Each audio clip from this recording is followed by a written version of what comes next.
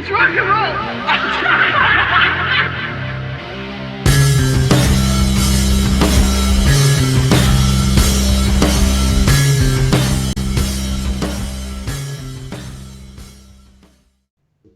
Welcome to episode, welcome to Look, It's Rock and Roll, first episode. And as you can tell from the faces, you've seen them all before. And what we're going to be doing is, obviously, this is going to be an offshoot of the KissFAQ Podcast. There are so many other bands that we all love. There are so many other albums that are an important part of our soundtrack. There are so many of these that connect with Kiss, and some that perhaps won't at all. You know, it's our chance to kind of break out and talk about different bands, different stuff with the same faces, maybe a few new faces. So today we're getting started on the first episode of this new podcast, which we're going to call Look, It's Rock and Roll, in honor of the one, the only, the mighty Tommy Thayer. No, Ace Frehley. And you'll recognize everyone because you're probably wondering, why the hell are they doing this? Where's my episode of the KissFAQ Podcast? Well, we'll be back next week or in a few weeks. Who knows? We're not going away. So, Daniel Wees on the message board. I don't think we need to do message board names anymore.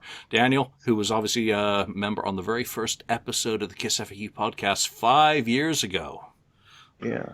Welcome back, and welcome to the show. Mark. Yes. Hello. And Lonnie. What's up? So that's what the show is going to be. Where are you going to find us? Same place you find everything. Spotify might be an issue for anyone who's looking for their favorite podcast this week on Spotify and isn't able to find them. Visit their home pages or their Facebook pages, which I'm sure you have liked in order to keep up with their latest episodes. But a lot of shows are disappearing off Spotify. We could pontificate about what those reasons may be, but the end result is they're able to be listened to elsewhere. And, a lot of those podcasts are our friends and shows that we listen to. So again, make sure you've liked their Facebook pages and places where you can get communications from them. Same for us, KissFAQ Podcast, and we'll get a page up for this one probably as well. Today's topic is going to be Kiss related, since today's the anniversary of the first ever Kiss show back in 1973. We've taken the opportunity to break out of the Kiss discussion, but we're going to talk about our favorite albums from our top 5 Kiss opening acts in the period 74 to 79. So the first 5 years, the classic era of the band, bands that opened for them, and the albums that preceded the point where they opened for Kiss. But before we get going with that topic, I do want to ask each one of you what some of your favorite opening acts that you actually saw open for Kiss are. We'll do those in a later episode, but just so that people get a feel for where you came into the band and first saw them. Lonnie, let's start with you. Favorite bands I've seen open for Kiss? That's a great question. So the first time I saw Kiss, Alice in Chains opened for them on July 2nd, 1996 in St. Louis. This is the second to last show Alice in Chains ever did with Lane Staley. Last show they ever did with Lane was the next night in Kansas City. So that was pretty great, and the drummer even came out from behind the drum kit and started to sing like the first line or two of Beth. The crowd started booing, like, "What are you doing?" So it was kind of funny. So that's very memorable. 1996, Alice in Chains, second to last show they ever played. I saw a band.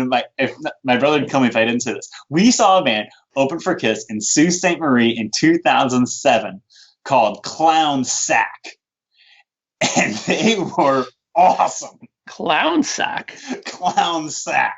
And nice. It was great. And the guy was dressed up not like a clown, but he had like clown, obviously clown type makeup on. And they had these girls in bikinis and like black wigs dancing on both sides of the stage. They were fun to watch. I only remember one song they played. It was a song called Rumpelstiltskin. It's the only song name I ever remember them playing. But they were fun as hell. And anyone who was at that Sault Ste. Marie on that hit and run tour in 2007 will remember them. They were, it was great. They were fun. The music was okay, but they were just fun. You know what I mean? And what is Kiss? I mean, we love Kiss's music, but at the end of the day, Kiss is fun. Kiss is a fun band too. So they were like the perfect band to open up for them. Nice. Those are my two favorites, I guess. Yeah, just leave it at 2 because I'm sure we'll do an episode about this later on. Daniel, how about you? I know what one's gonna be. At least I think I do. So prove me wrong. What are some of your favorite acts that you've seen open for Kiss actually in concert? Well, one of them is a Swedish band. I don't think you've ever heard of them. It's called Mustache. Mustache is a real cool group. Kind of similar of early Sabbath mixed with some modern sounds. They were really good. And another one was a Swedish band that I think you might know of. They had a huge hit back in the 80s, in 86, with The Final Countdown.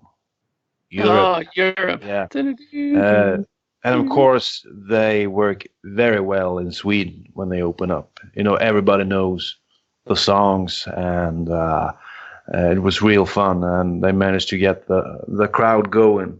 So those, off the top of my head, are my two most memorable opening acts. Most of the time, you don't even remember the opening act, to be quite honest, because you're doing a lot of other stuff, you know, like drinking beer, and stuff, talking to fans. But those two stand out. They stand out. Yeah, how could you not get going in a concert with like The Final Countdown or Wings of Tomorrow or Cherokee or, oh God, there's so much good stuff from Europe and their catalog. I actually thought you were going to say Helicopters. So I was wrong. I like them. So, Mark, how about you? As usual, thanks a lot. Well, I saw Kiss a few times.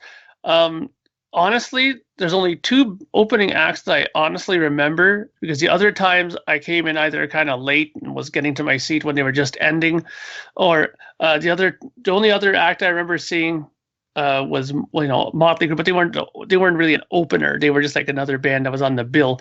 But I can't remember who opened before who were on before them. It's slipping my mind. But the two bands I do remember, when I saw them when they played in Toronto, Degeneration opened. I didn't really care too much for them. They were sort of, you know, run-of-the-mill sort of Ramones wannabe sort of band. But the other band that I saw was when they came on the, you know, what's that tour called when they did the smaller cities, the alternate cities tour there, that they did the second time in '97, I think it was. Lost Cities tour. Yeah. Lost Cities. They came into Hamilton. And when they came to Hamilton, they had a band there open called Glue Leg, and they actually were pretty good. They were actually a band from around my area. They were from a city called Guelph, and they were very. If you remember the band I Mother Earth, they were very much like of that type, very alternative, but they also incorporated, you know, like congos and sort of other weird things sometimes in it. But the Glue Leg wasn't too bad. I actually didn't mind them. I actually remember watching, you know, a bit of them through there. But those are the two bands that kind of stick out from that I remember when I saw Kiss. I mean, obviously the bands we're going to be talking about, I would have much rather seen open for Kiss. I'd rather have gone on these tours that we're going to talk about than the ones that I went on. Yeah, and that's why this is kind of a useful setup for our conversation, is that these are the bands that we got to see, since we all kind of became Kiss fans later than the original generation. I mean, me, the first show I saw Kiss, Smashing Pumpkins opened. Yeah. Mm-hmm. I did not enjoy that. Later on, obviously, I'm not going to count kind of any of the co-headlining ones. There's a really bad opening act for the Aerosmith tour. But I'm going to have to go with The Treatment, who were just really fun rock and roll band, hungry. And I also really dug Saliva.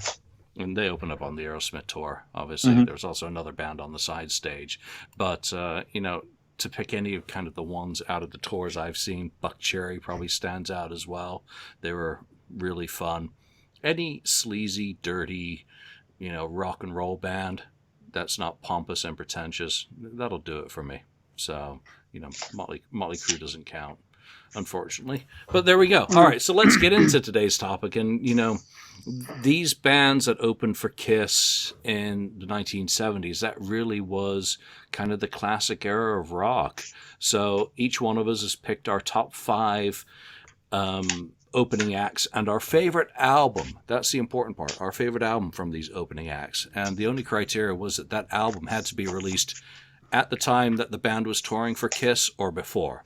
So it makes it kind of difficult when you think of a lot of the names that did open for Kiss in that period, because a lot of their best albums didn't come until well afterwards. So, Lonnie, why don't we start with your first pick and see if it's downhill or uphill from here? I went with Montrose. And I think this was on several of your guys' lists as well. So feel free to chime in as we talk about it. As most of you guys know, I live in St. Louis, and Sammy Hagar, for whatever reason, is huge in St. Louis. Whenever he comes to the outdoor amphitheater, he comes most every year to our outdoor shed, and he sells it out every year. Sammy Hagar is huge in St. Louis. He loves St. Louis. If you Google Sammy Hagar St. Louis, you'll find all kinds of stuff about how much he loves this city. So the rock station in town, KC95, always plays a lot of Sammy, a lot of Van Hagar stuff, and a lot of Montrose stuff. So going and seeing, and I've seen him, a handful of times when he's come here, because it's always like a big event when he comes here. So I love this album because it's like the kind of music I grew up on, because like they said, the radio stations always plays the hell out of Sammy, no matter what incarnation of Sammy. So the album itself to me is there's not much filler on it at all. I love Rock the Nation, Bad Motor Scooter. I mean, you can just run down and just name all the songs. I think it's classic rock at its finest, and I wish the band Montrose would have sustained a longer period, because it would have been fun to see what could have been if they could have sustained it, because it is, for a debut record, it's way up there on my list as far as just my favorite records in general. So now, do you remember when Montrose opened for Kiss? No, this was like 1978 or 79. It was after Sammy had left. I know that, because obviously Sammy opened for them in I know Sammy, yeah, right. It was after Sammy had left, but it still counts, because it had been before, because your criteria was before, not after. Yeah, and you can't take away from how great that album is. It's one of the most perfect debut albums of all time, in my opinion. Produced by Ted Templeman, who obviously would make his name more so with Van Halen, who obviously Sammy then plays a part in. Actually, there's a new autobiography coming out on Ted Templeman, written with Greg Renoff, who did Van Halen Rising. So that's going to be coming out very soon. Who else had Montrose on their list? I had it on my list. I was first out. Why? I was Go for it, first out picking it. I didn't know it was such a popular album. I thought it was kind of a obscure album, but obviously it wasn't. I remember I discovered this album quite late. It was actually listening to Eddie Trunk. He kept pushing this album. He always talks about Montrose and how good they were. And after that, I read Sammy Hagar's biography. I think it's called Red Rocker or something. Yeah. It's a great biography, real fun to read. And after that, I started to listen to this album. I have to agree with Lonnie. It's an awesome record. I mean, I would say no filler at all. From Rock the Nation, perfect opener with a catchy riff, and also Bad Motor Scooter that later Motley Crue kind of covered. That intro that's familiar from Kickstart My Heart. I guess he got the idea from there. It's actually the new band Greta Van Fleet. I thought of them when I heard the Bad Motor Scooter. It seems like they have listened to Montrose as well. And another good song from this album is Rock Candy. It makes me think of something like Larger Than Life from Kiss, or actually that cover band Classic 78. Kind of a lot of their songs remind me of this Rock Candy, kind of slow with a riff that goes on through the song. And, there's a fun line in the final song as well. Make It Last, I think the last song is called. And in that one, he says, whether I'm 12 or whether I'm 64, I spend my time like there ain't gonna be no more.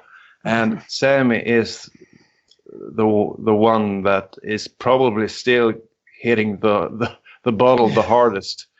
He had his own tequila company and all of that, but he seems to be able to drink without getting in trouble. And it's always fun to read and see stuff from that annual birthday bash he has in, what's it Cabo called? Wabo. Yeah, exactly. Cabo San Lucas. Cabo San Lucas. I would like to be there. It seems like a whole lot of fun. And so this is one of my absolute favorite albums from the early 70s.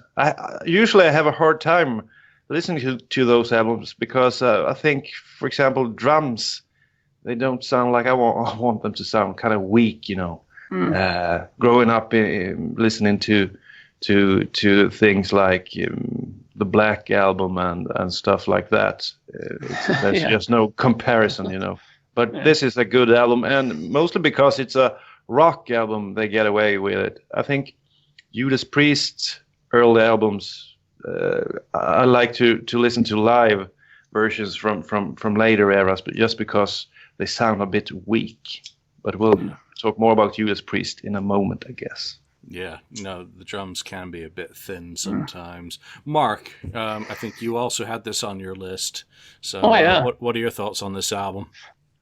Well, I got into Montrose kind of late compared to some bands, but Montrose for me started because of Sammy, because I got into the old Van Hagar side of things. I really thought that Sammy Hagar was a great singer for Van Halen, so I was into him. And then as I started reading, more about his background and his solo stuff, and then it kind of all led back to this band called Montrose. And I had remembered hearing about Montrose because of Iron Maiden, who did I've Got the Fire as a B-side on one of their singles. And I was like, oh, Montrose, that's a Montrose song. So I started to go closer and closer to Montrose and finding out more about it. And then I went to the record store one day and I found the album there, right? And when I brought it home, it totally blew me away. Like, it was incredible. I was like, this is like one of the best, debut records I've ever heard. I would put it up there almost as high as like Boston's debut. It's that good in my opinion. There's so many good songs on this record. It's unbelievable. And Ronnie Montrose is a really underrated guitar player. He's really, really good. And I fell in love with this record so much I bought the deluxe CD version when it came out.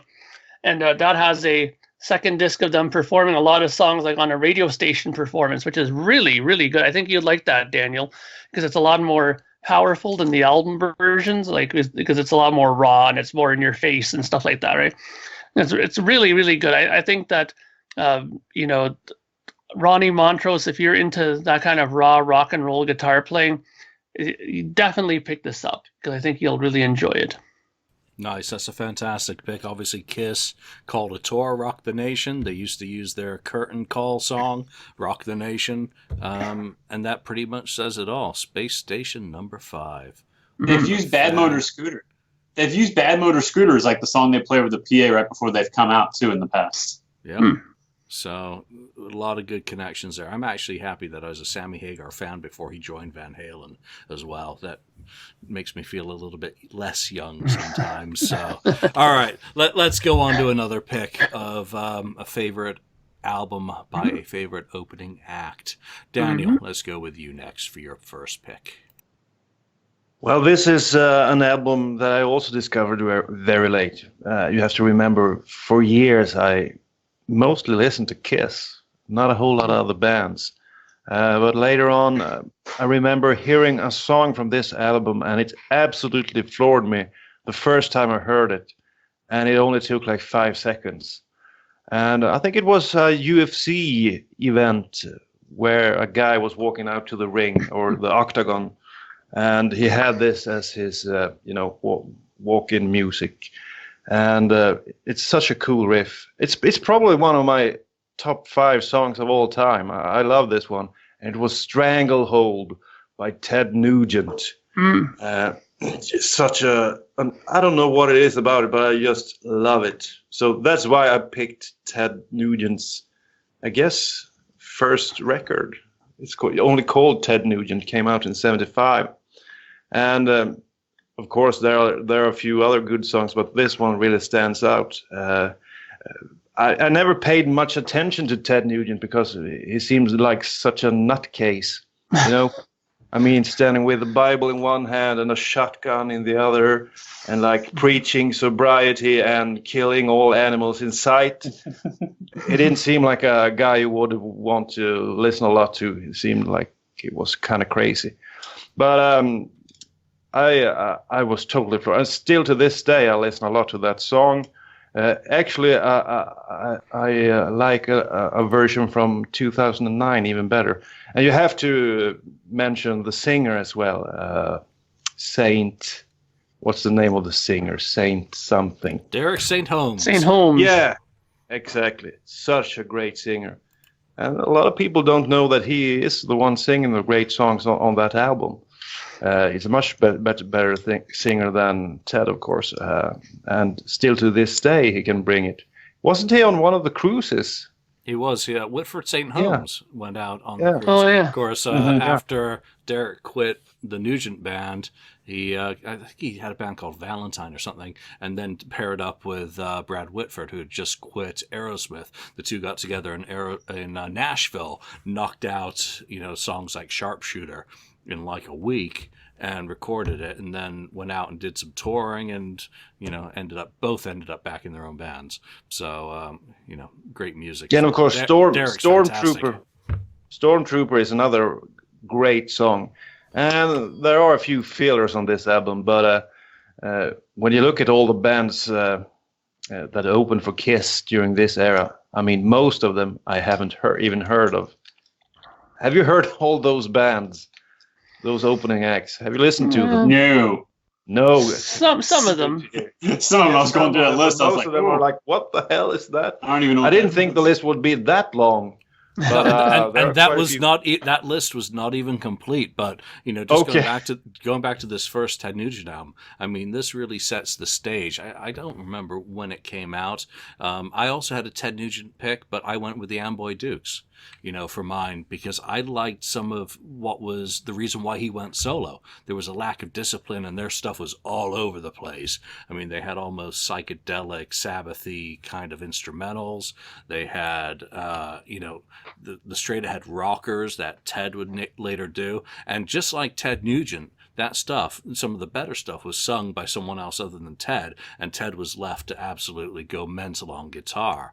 But when you look at his first solo album that came out in '75, come on, Hey Baby, Motor City Madhouse, Just What the Doctor Ordered. I mean, the important thing with any band is to separate the people's politics from their art.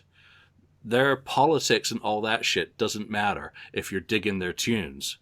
So that for unless me they Ted, start singing about it, Well, yeah, and Ted... It can trickle down into the music, and then it certainly did later on, but back then, he was just a wild man on stage, so, it's also important not to kind of get revisionist and start judging him by today for his back catalog in the 70s, because that catalog's just absolutely fantastic, starting with this solo album. So, anyone else have thoughts on Ted Nugent, or pick anything by Uncle Ted? I didn't pick anything by Ted. But I do enjoy Ted. I do. I saw him. Only times I see him was on the farewell tour. I saw him twice on that. He was fun, and I like his music. I have a couple CDs. I like him. Be nice. Yeah, I mean, he'll show up at your house. He'll swing from your chandelier wearing a loincloth and shoot flaming arrows into your walls. So better behave. Ready. Yeah. I mean, stack them. I've seen. I've heard the classics, obviously Cat Scratch Fever and Wham Bam Sweet Poontang and all that stuff. But I never really got into his albums properly.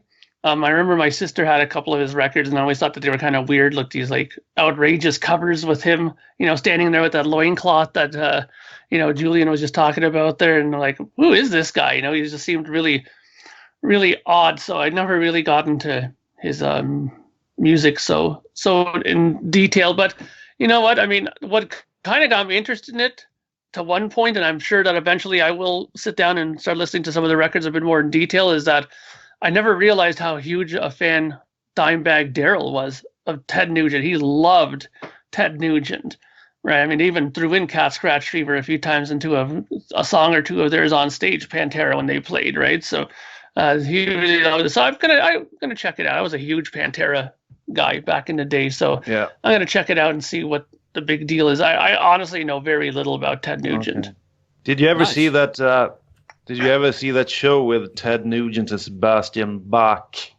I've seen a few It was clips. kind of funny because those two are real characters. So I kind of like that show. Ted Nugent being some sort of fatherly figure for Sebastian Bach. It was just a disaster. Hmm. Well, That's it was a fun scary. show. Yeah. Yeah.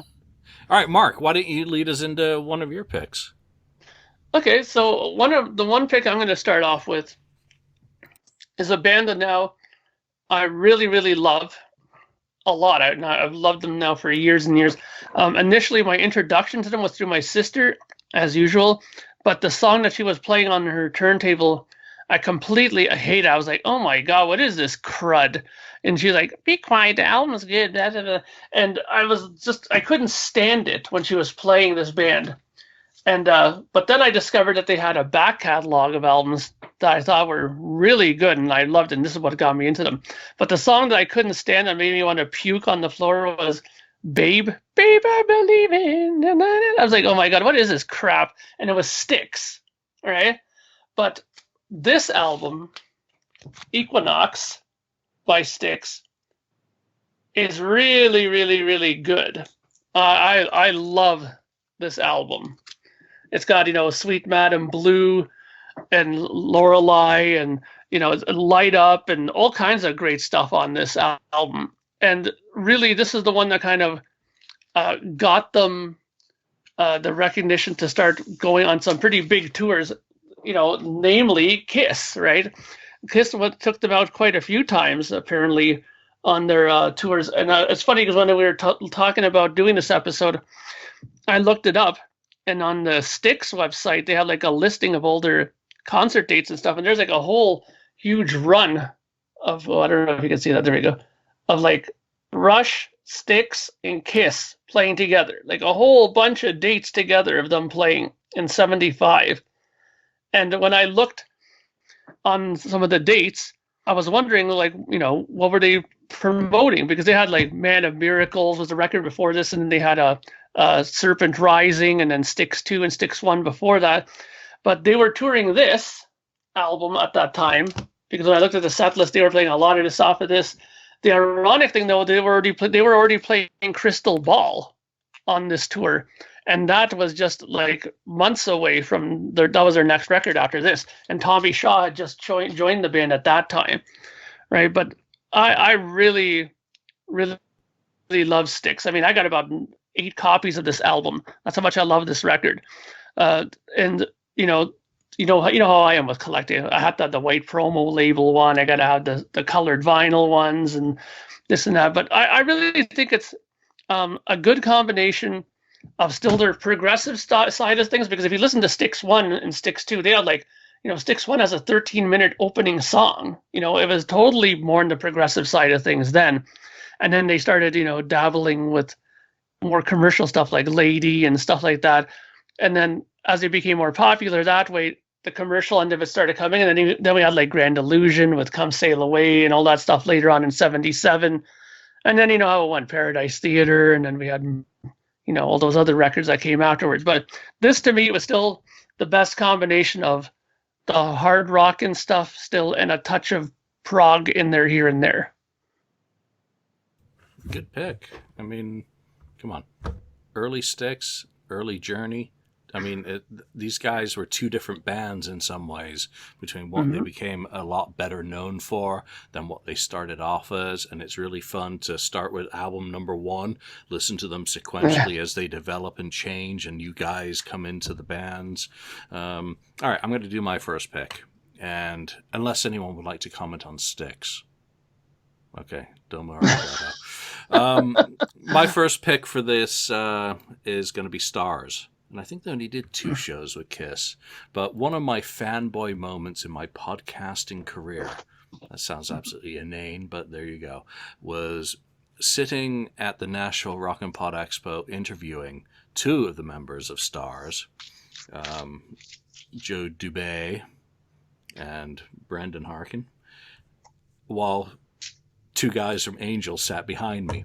But Stars, we've had Montrose and their debut album.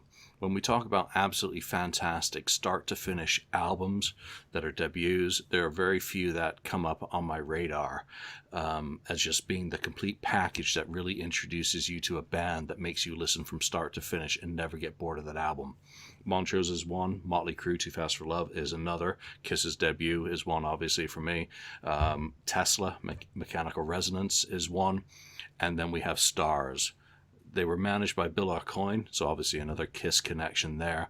But their album came out in 1976, and it is just packed full of great freaking mid-70s rock and roll. A little bit similar in the vein to Montrose, high-energy guitars. They had a guitar pair that worked very well together between the rhythm and the lead, but you had songs like Live Wire, Tear It Down, Monkey Business. Sorry, Sebastian, you're not the first one. Nightcrawler, Pull the Plug. This whole album is just from top to bottom one of the best slabs of rock and roll from a band that never really got their due. They improved. They had some great stuff on their second album, but it wasn't as consistent. Their third had a couple of songs that were really good, but the rest was kind of not quite there, and then they imploded and were gone. So, again, one of those bands I strongly recommend you check out. They were, they were kind of skirting it close to the edge there with some of their lyrics.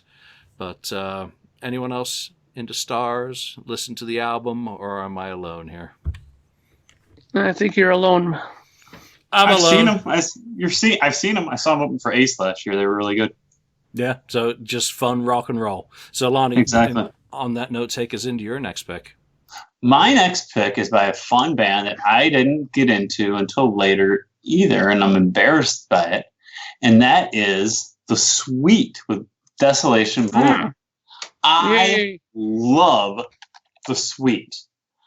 I didn't get into them until I read The Heroin Diaries by Nikki Sixx. And he talks a lot about The Sweet in there. And I was like, I don't know. I know a couple songs by him, but I don't know. So I went out and I just bought, what do you do when you want to get into a band? You go out and you buy a greatest hits. So I started listening to it and I was like, these are really good songs. I really enjoy these. So I got even more into it. And there was a point, I don't know, for about 6 months, I guess, around 2007, 2008. That's all I listened to. I couldn't listen to anything else for a long time. And like the girl I was dating at the time, she's like, "What are you listening to?" I'm like, "No, this is great stuff. You don't even know." But I love how raw they are, and just how punk they are, just really stripped down. And it's they're to me, they're the definition of just fun rock and roll. Just, a lot of just meaningless songs, even, that are just fun. But Desolation Boulevard is really great from top to bottom. And I was looking at that list that Julian sent us. It doesn't look like The Sweet opened for Kiss very much. There was a show in '79 on the Dynasty tour, and I didn't find much. I don't know if I saw anything beyond that, other than maybe one show that they opened for him. But I love this record. Desolation Boulevard is fantastic. With the 16s, with obviously Fox on the Run and The Man with the Golden Arm and Lady Starlight, Turn It Down. It is solid gold brass. It's great from top to bottom. I love this week. Judging from your guys' reaction, it sounds like you guys do too. Mark. Yeah. I got into them very late as well. So, and how did I get into them? Well, Julian introduced me to a guy who I'm really good friends with now, and talk to on a very constant basis, and even working on some music with me now, David Donnelly. and he's a huge Sweet guy, and he was talking about Desolation Boulevard to me a few times, and was saying, Mark, you should really check it out. You'd be surprised. He goes, most of the time, Sweet were kind of pinned as this kind of bubblegummy kind of band, but they have a lot of really good songs on there that people don't even know about, probably. On there. So, and I took his word for it because I respect his opinion musically. So I went and checked it out, and it's really good. I was surprised, like some of the songs that I liked were probably the ones that they're probably less known for. I mean, they did, Fox on the Run, and everyone knows that because of Ace doing it and stuff like that. But a lot of the other songs on there were just as memorable to me and catchy as well, right? I mean, that Lady Starlight is cool, and songs like that are really, really good songs. So while I won't say that I'm a big knowledgeable person of the Sweet, but I'm starting to pick up on their stuff, and there's other records that they have too that I'm going to check out as well. I have to check it out because over here I've only actually listened to Fox on the Run, but not even by the Sweet. It was a huge hit here in Sweden in the late 80s by a band called Shaboom. Worst name ever. Shaboom had a run here in Sweden, and that was one of their hits. But their run ended when the guy posed for nude. The singer, he posed for nude pictures in the magazine OK, and that absolutely killed everything for them. Wow. So that was the end of Shaboom, and the last time I heard a song from the Swede, actually. So I have to check that out. Seems like a good band. Yeah. Well, what's interesting, though, too, that Lonnie brought up the fact that he heard about it in the Heroin Diaries book there, because I also that was also where I got my introduction to David Bowie's Diamond Dogs, because I remember in that book he was mentioning that, he had some kind of, I don't know if he was coming off of the heroin or he wanted to get some. He was saying, I'm just going to lay in my bed here and listen to Diamond Dogs all night. And I was like, Diamond Dogs? Hey, so I went and checked that album out, and that was kind of one of my earlier introductions to David Bowie. So it's interesting that book's come up too. That's funny. Yeah, and it's just amazing how people get into bands or discover bands. My first interaction with the Sweet came through Crocus, the Ballroom Blitz, which was massive on MTV. And I was like, that's an awesome song. I love that. And then you discover they didn't write it, and you start finding out more about the band. Obviously, having done Def Leppard books and been a fan, Def Leppard did a great version of Action. There's 2 Kiss-related songs in the Sweet catalog. Love Is Like Oxygen was done as a cover, and I can't remember if it was Bruce or Eric played on it a few years ago, and that is just a fabulously underrated song from later on in the Sweets kind of original catalog. And, of course, Eric Singer Project, Set Me Free. There, I mean, those are just great songs straight off the top of my head, and I'm not deep into the Sweet to be able to even talk knowledgeably about them. But those are just 4 that I can basically pick off the top of my head to talk about. So that's a fantastic pick. I'm going to do a pick. No, I'm not. I'm going to go to Daniel. Your next pick. Okay. Actually, if I would pick one of the bands that the band I like the most, it would be Judas Priest. I could actually pick quite a few records from them, but I'm going for the one that's called Killing Machine. I think it's called something else in America, or it's also known as something else. Hell Bent for Leather. Yeah, there you go. That's correct. Yeah, and you just have to look at the titles. I mean, I'm sure all of you have heard a lot from Judas Priest because they were kind of huge. And again, the problem with these albums, the sound for me, I mean, first album I think I picked up by Priest was Painkiller. And I mean, that's probably one of the albums that to me sounds the best from all the 90s, even though it came out in 1990. That one and maybe the Black Album and maybe 1 or 2 others. But it sounds great. So when I went back and listened to these albums, there's a problem with the Sonics, but Judas Priest have made quite a few great live records, so you can find a lot of these songs on those albums. But if we look at this studio album, I think Delivering the Goods still sounds great. Hellbent for Leather, of course, with the classic riff, Running Wild, And one of the best covers, maybe, of all time, the Green Manalishi. Yeah, I love that one. And then I heard the original. It was kind of similar to hearing God Gave Rock and Roll to You. You know, the original isn't really as good as the cover. But there's some fillers on this album, but still it's a really great record. And the songs seems fresh. I mean, they still do a lot of these songs in their sets, and I understand why. So I think that album's a great album. It's impossible to listen to Delivering the Goods without me picking up the guitar and playing that riff. It's just, you know, it's like this for me with so many Judas Priest albums. And one of my favorite things to do is actually just to put British Steel on and play from start to finish of the album. And now I'm starting to do the same with Screaming for Vengeance.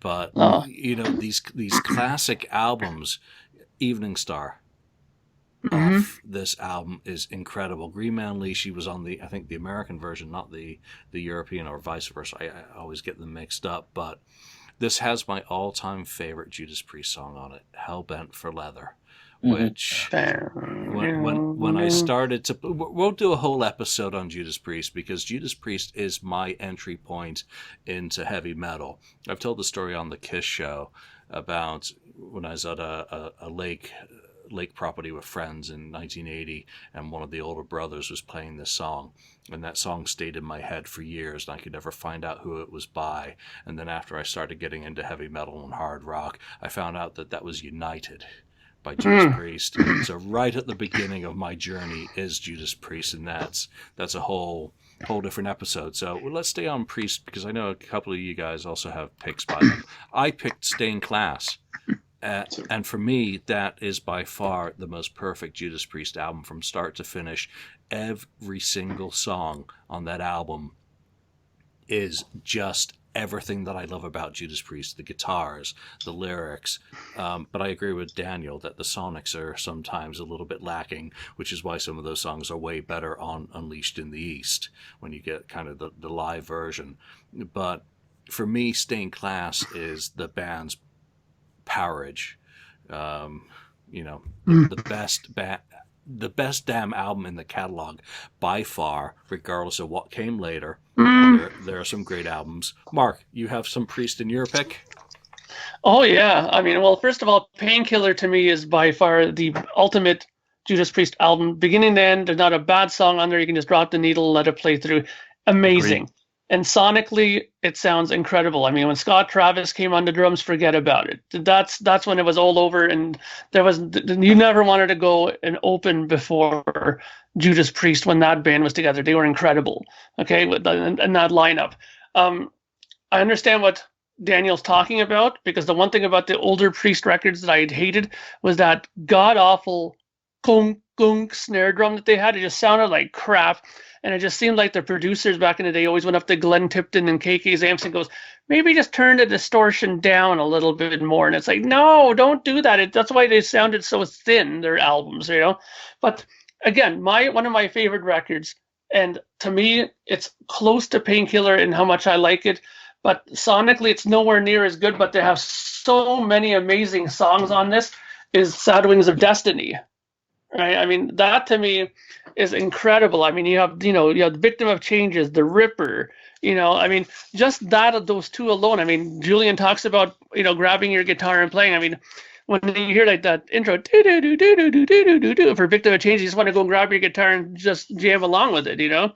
I mean, you have Tyrant and Genocide and Island of Damnation. It's so good. And this is probably one of my favorite, let's just take this out, one of my favorite album covers that they ever did too. I mean, it's so cool, that album cover, you know. I mean, again, to me, and I'll have to agree with this is the Canadian pressing, so it might be a different back piece than yours. But the one thing about Priest that they always had trouble with, obviously, was the sonics. But their songs were always so good that's why people like Julian could say, like, you know, that the Stained Class is incredible. Same with, you know, Defenders of the Fate. that's a great album. But again, they suffered from that kind of electronic drum syndrome on that album, right? Same with Turbo, right? They suffered from over chorused guitars and stuff like that on there, right? So, but it's all taste too, right? I mean, for me, when I think Judas Priest, I think Painkiller, not the drum thing at the very beginning, and that riff on there is just so incredible. Painkiller, Judas Priest, that's where it's at. All right, Lonnie, ram No, it down. I'm with Julian on this one. It's staying class all the way. And usually I give you guys trouble for agreeing with Julian on everything, but it's me this time that agrees with Julian, because I think Rob's vocals on this are so spot on and so incredible. Even that, not that they're not on other records, but I think this one they're over the top and great. And Glenn and KK's guitars, the way they're so distinguished that between the two of them throughout the whole record, I think is on a different level on this album too than the other ones. For me, it's this album, hands down. And I can't wait to do a whole Judas Priest episode with you guys, because it sounds like it's going to be a lot of fun. Yeah, because it sounds like there'll be a lot of debate throughout. No, I also picked Stained Class. I actually there you go. two albums from Judas Priest, but I think there are a few kind of weak songs. Do you really like that one, White Heat, Red Hot? Is that a great song? I do. That's a great Absolutely. song. Because when you go from Exciter into that, and then you go into Better By You, Better Than Me, fantastic cover. Yes, just like they did with Green Man Leashy, that whole freaking side into Stained Class. Oh my God, title track is probably but Stained Class, my Exciter, favorite. Beyond the Realms of Death, Savage. I mean, there are quite a few great top songs. 10 out of 10 songs on that album. And you got to admit, it's nowhere near Painkiller. Yeah, That's and you got to admit though that Stained Class though has Exciter, which has possibly Rob Halford's highest sung note there. One of them, that Exciter at the very end of that song. That Stand for Exciter. It's like holy. And also the intro ears are gonna scream to burst. Savage. The intro scream to Savage is kind of up there as well. So, but it also has one of my favorite songs on there too, Saints in Hell. I really love that song on there. That's a great song. That's a good song.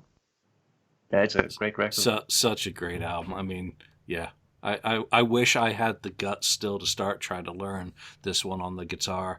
British Steel's easier. Killing Machine is a little easier. This one is tough. There's a lot of difficult guitar playing, and the interplay between KK and Glenn was really firmly established on this one. I love Sad Wings, but there's filler on there that's more obvious and apparent. Yeah, the great artwork does kind of make up for it, but then again, I'm also a guy who loves the first album and Run of the Mill. I still think is one of the best Priest songs in the catalog. So that's the fun about Judas Priest. I can't sing along to Priest either, which is really no one can. Really nice for my neighbors, because I am not a vocalist. It's bad enough me playing guitar, even though I can play this stuff pretty much exactly, and I'm just talking the rhythm parts. I'm not playing that fucking lead stuff. No way. All right. I actually think Tim Ripper Owens did a real good job when he entered the band. I kind of liked those albums as well. I like Jugulator. Jugulator was good. Not a fan of. I saw them live with Ripper. He was a bit stiff on stage, but he sang perfectly. It was really good live. No, looked like an old man. I'm gonna, all of us had Judas Priest, maybe one or two albums. I'm gonna go in and take us down a notch, and one of my picks on this in the '80s, after I got into metal big time, I started going backwards and discovering guitar artists from the 70s. And there were two who I discovered that I really started to love. One was Gary Moore, and the other was Rory Gallagher. And my pick from this is an artist, obviously, who Kiss opened for in 1974, and then who opened for Kiss during the Alive tour. So Rory Gallagher's Irish Tour 74. It's a bit of a cop-out to go with a live album or a compilation in some ways, but with Rory, it was critically important for him to perform his stuff for people. If you go onto YouTube and check out his live videos, you get to see a fucking Anglo bluesman just playing the hell out of a guitar and singing the hell out of the mic and just walk on coals. You know, there is so much on this album that is just so perfectly set in the 1970s, and it's such a shame that he's gone. You know, that he was lost young, a bit like Stevie Ray Vaughan, who was the next generation of that type of player. You know, there's a bit of, you know, Ritchie Blackmore in there as well, who came from a similar sort of school. It's not metal. But it's definitely hard rock. It's not blues. It's something more. It's something where you take the elements, but you also get a culture coming through. This is a guy who would actually play in Ireland during the Troubles. So when you go back and start looking at his history and what he was playing, and, you know, he'd change up his band, he'd go into the studio, knock out an album, but that stuff on the studio album sounds like shit until he gets in front of an audience, and then it really takes on a life. And that really is, for me, what it's about. That you get an artist who writes great stuff, but until he's performing it and recording it live, it doesn't come anywhere near having the life that a song should have. And that, to me, is what music is about. It's about the performance. It's why any opportunity I get to get up on stage with a guitar, as bad as I am, as much as I'm still learning and practicing and trying to be a better player, it's about playing the music. It's about playing the music in front of people, not just creating it in a studio. So, Rory Gallagher, you know, fucking check him out. Go back and, you know, check out Gary Moore. Go out and listen to Stevie Ray Vaughan. These guys were just fucking players before Joe Bonamassa took up the mantle for the next generation. So, a lot of great playing. Mark, I'm going to go straight to you as a guitarist and someone who I hope is, you know, a bit more versed to be able to talk about that. What are your thoughts on Rory? I mean, the funny thing is that I'm familiar with Rory Gallagher, but mainly because of the other people talking about him. Like, mainly because I remember that story that Paul Stanley saying that, you know, he got pissed off when they were booing him when they were opening for Kiss during the Alive tour, and he said that he was almost tempted to go back out there and say, "Hey guys, you're booing a guy who made me want to play guitar." You know what I mean? Like, he got so pissed off about it. But, you know, and also I remember Vivian Campbell saying that Rory was such a huge influence on him to play guitar. And, you know, it's he has that presence about him. He has that style that people pick up on.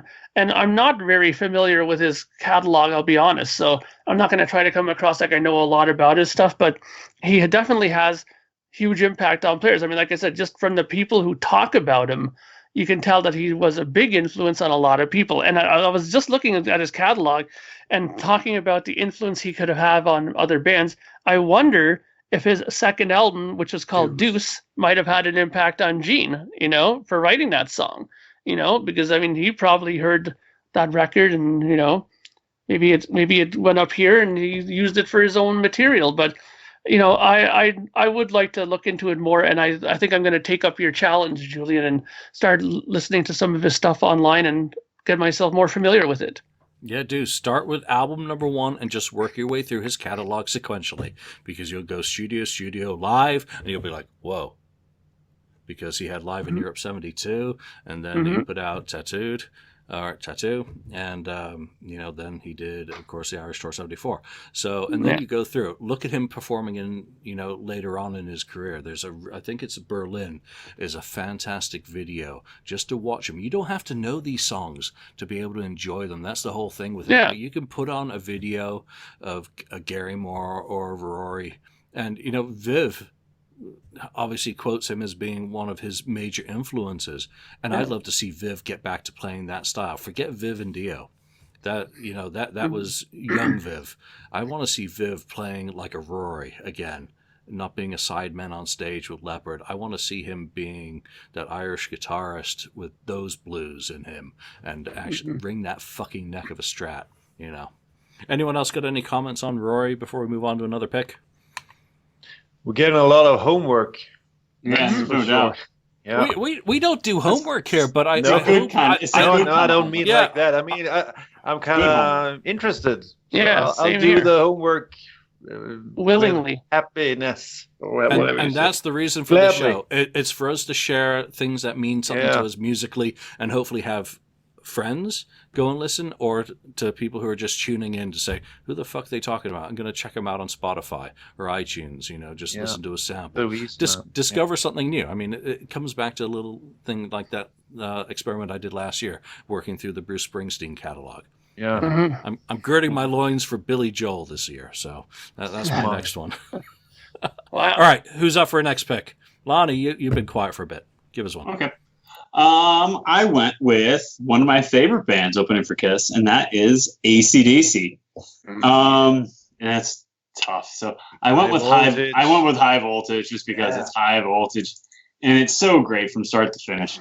AC/DC is just so raw and so powerful. And High Voltage is one of my favorite albums of all time, not just by AC/DC, but just one of my favorite albums ever. And I've seen AC/DC, a handful of times too. They're so great live, and it's good music when you're just in the house doing nothing, or if you're driving too, it's good driving music too. So, but High Voltage is great from start to finish, just like almost all the other albums we've talked about today. I mean, it's a long way to the top if you want to rock and roll, all the way to High Voltage from front to back. It is great, and there's so many great tracks in between Live Wire and The Jack and TNT. I mean, come on. Can I Sit Next to You? That's a fun song too. It's AC/DC's greatness, and you're talking about playing guitar. AC/DC's really fun to play on the guitar because I can halfway do it. That makes it a lot more fun if I can halfway play them on the guitar. So yeah. I love the Bon era too. I love Bon's voice. Not that I don't like Brian Johnson, but the Bon era to me is classic AC/DC. It's what about the Axl DC? Well, I never got the opportunity to see it. And when AC/DC toured a few years ago, St. Louis was one of the last shows. They only did maybe 2 shows past that with Brian. So I was just on the cusp that missed it. So when they came back and did that makeup for the rest of those dates, I didn't get a chance to see the Axl DC, although I wish I could have, because from what I've seen on YouTube and the bootlegs that I have, I love it. I think he fits it well. Julian doesn't agree, but tough. No, actually, I do. I think Axl did a fantastic job, and he brought out a lot of rare tracks. It's like Kiss, who often get stuck in their ways on the stuff that they perform. He actually, as a fan, got them to play some of the songs that he loved, that the fans then shit themselves that they were actually getting to hear.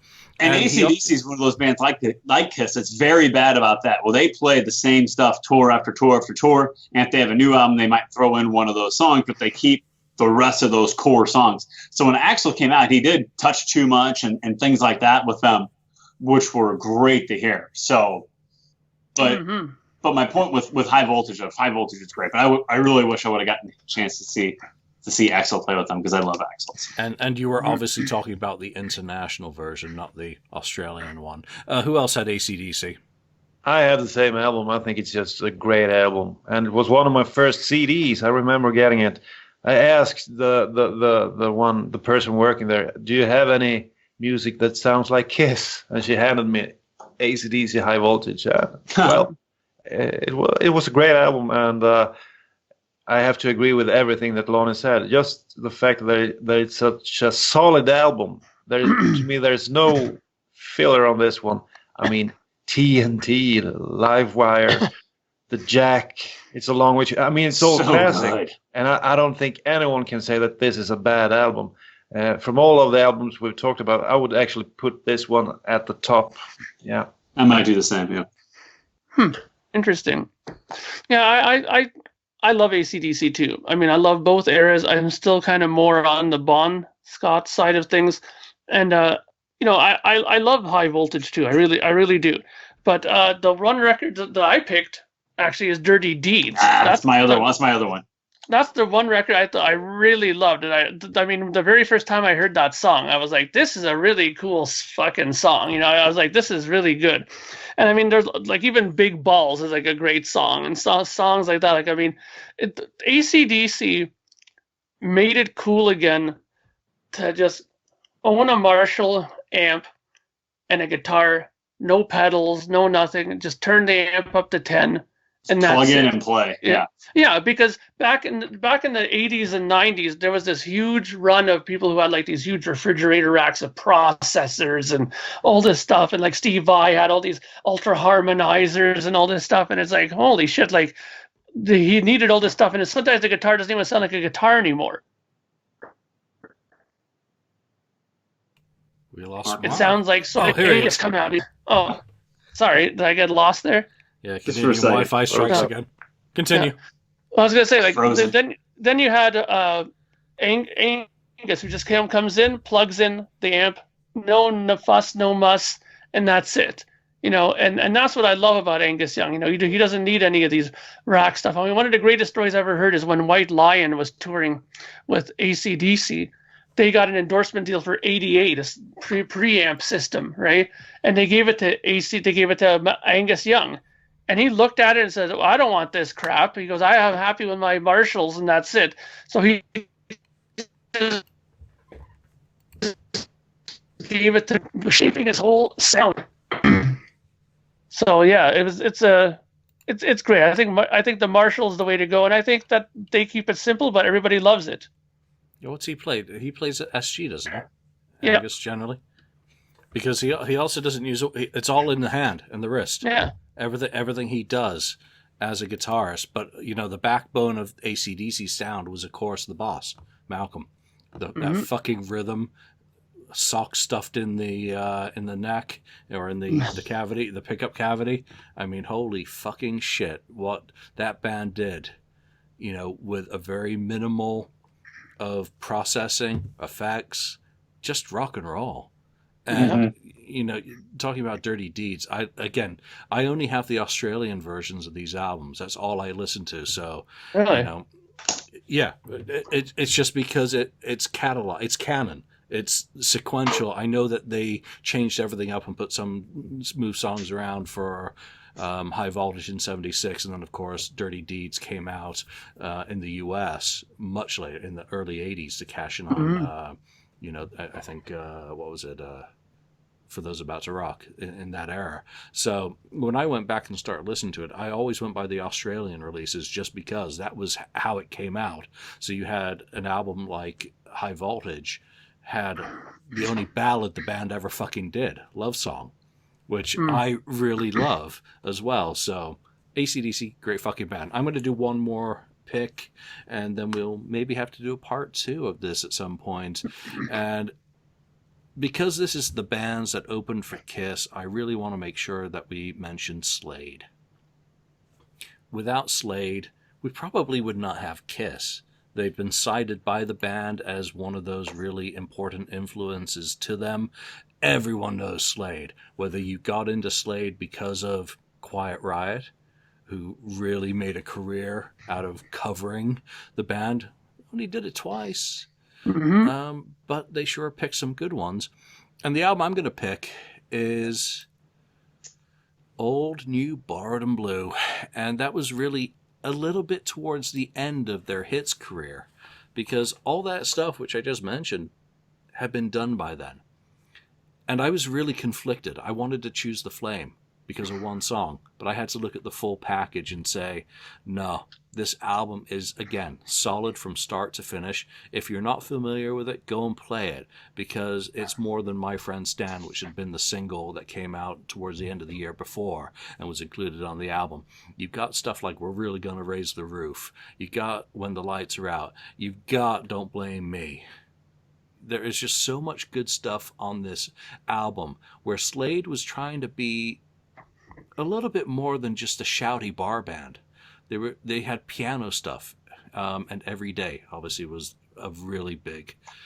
I think it may have been one of their last number ones, but Slade is as important, if not more, than The Sweet when it comes to glam.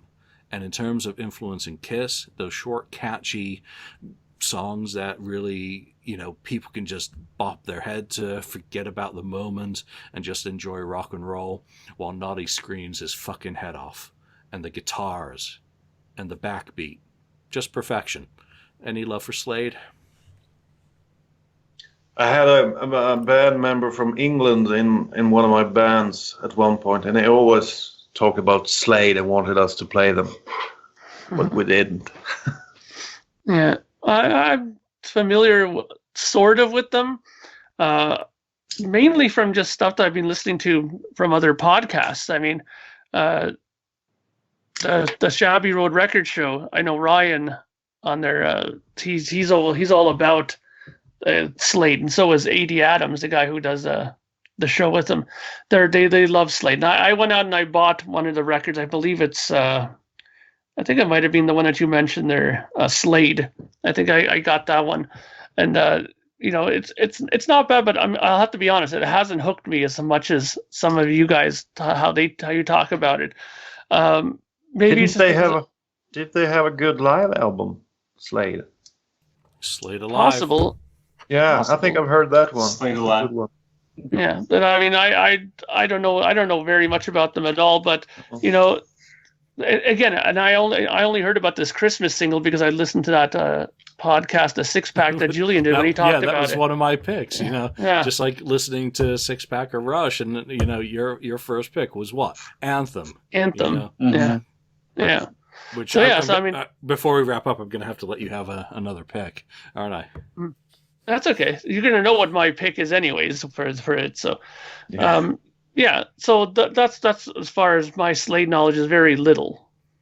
Yeah, the thing with Slade that I tell anyone, and this goes for you, Lonnie, if you want to discover more Slade, is don't go for the singles. You have to start on the albums and go track by track, because when you just look at the greatest hits, you get Goodbye to Jane, Look What You Done, Squeeze Me, Please Me.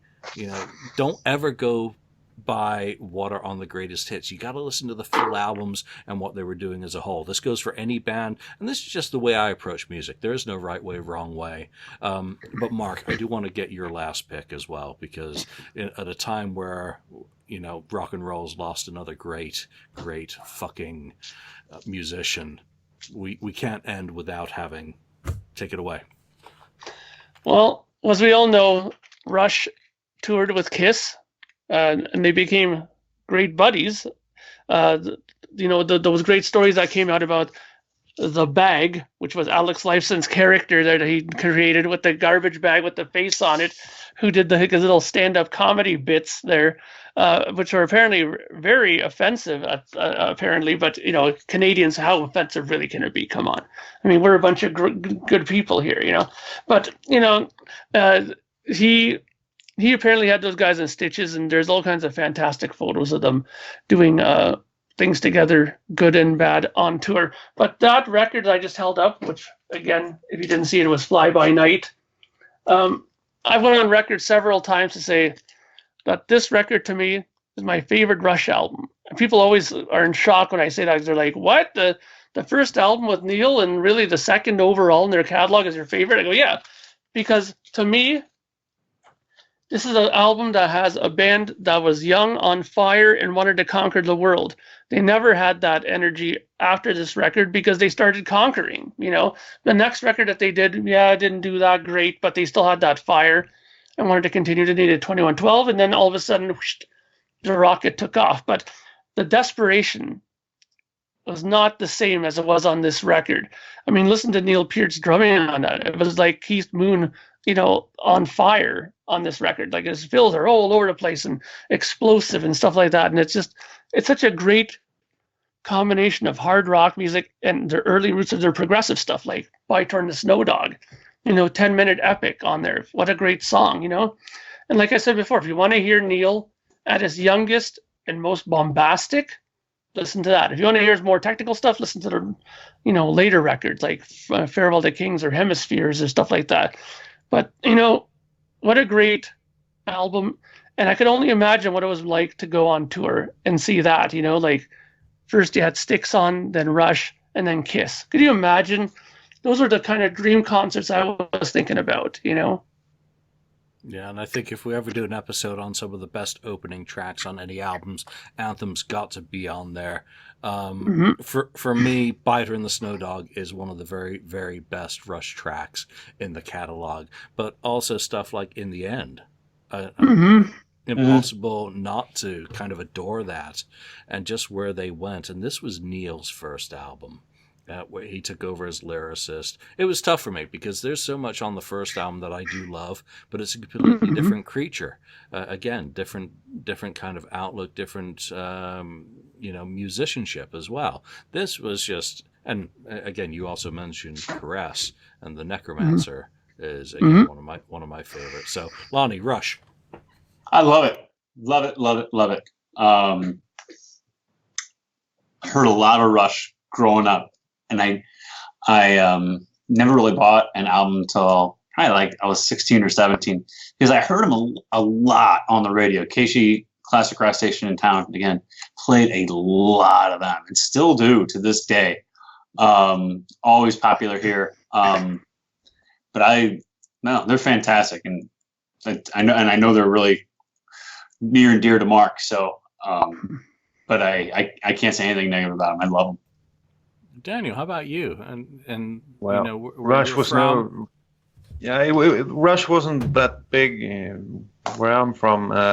Actually, no one of my friends listened to Rush, and I didn't either. Sorry, but I remember in the 80s, reading the music magazines, and I took one look at Geddy Lee, and I thought, man, I'm going with Paul Stanley. So I never really got into Rush. Sorry, Mark. That's okay. It's not for everybody, that's for sure. There we go. And we don't have to agree on everything. So, that's going to be it. Let's leave it there. That's plenty of picks of albums that maybe you're going to be interested to go listen to on Spotify, even if they kick off our favorite podcasts off their platform. Probably will have kicked us off by the end of this episode, but there you go. So tune in again. We're going to do a whole bunch of these episodes. Sometimes they'll have Kiss connections. Sometimes they're going to be because Ken says Blackfoot. I want you to put together a list of your favorite Blackfoot songs. Sometimes it's going to be Mark making us go in and dig into some albums. Or maybe I'll say Aerosmith, Done with Mirrors. We're just going to talk about that album and a bit of Aerosmith. The whole thing is we want to talk about stuff other than just Kiss. A lot of it has Kiss connections. Again, Kiss has brought all of us together. Anyone who's going to be on this show will probably come into it because of a Kiss connection with one or more of us.